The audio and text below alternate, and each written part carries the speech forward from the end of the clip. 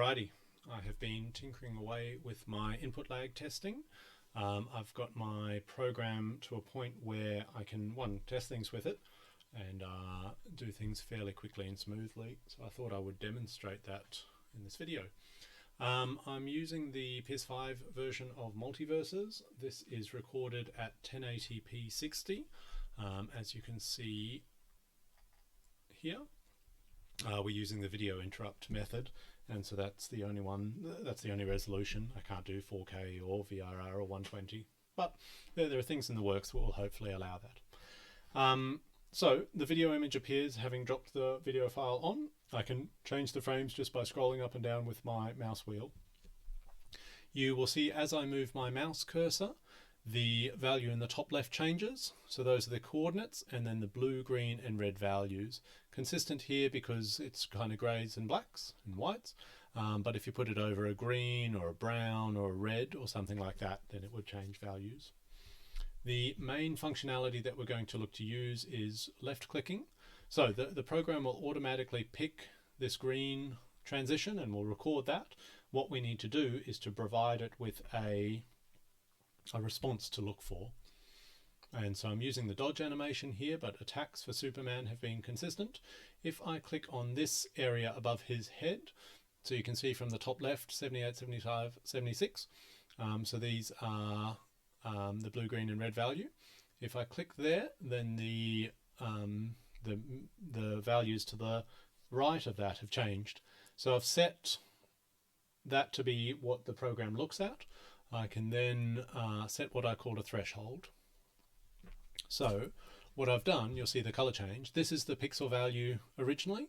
We need a value, we need a change that goes greater, lighter than this value in order to accept that Superman has done something. And you can see here, like it's 150s across the board, so a lot lighter than before, and so that would be enough to trigger a change. Okay, I will look to get the program started. I'm going to time how long it takes, and then we will see. We'll talk about a few other things in the meantime, and then we'll see the results. So starting there. So you can see here it is just kind of putting out numbers. These are the green frames and how far down the screen the green line occurred. It has already created a little summary there, which just went from where we started. There's a couple of values here which I'll talk about while it's plugging away. So you can, it tells you how many frames, how far through you were, changes how many, you can alter how far the jump is each time you find a value just to save time. You can change your starting frame, so if you stuffed up at the start or you slipped off and had to reconnect the controller or something, you can do that.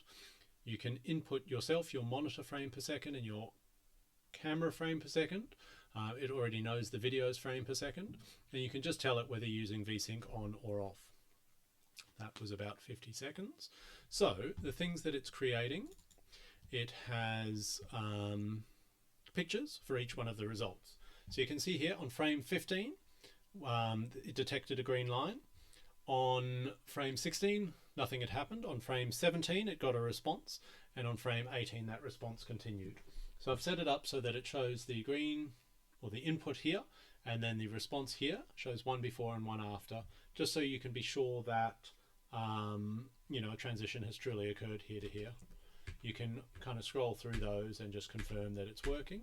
And you'll see here Superman goes, he doesn't have that white flash, which I think is like a stamina bar, and he's no longer actually dodging, but the animation continues. Okay, and you can see here it's not just, this isn't just one frame after this, it's one frame before the animation frame. So this is 434, skip 1, 436, 437, 438, whereas here it was 375, 376, 377, 378. Now the other thing it's done is created a spreadsheet. So it will have all of those values recorded. It will have all of the lines where the green line occurred. It has all of the response frames recorded.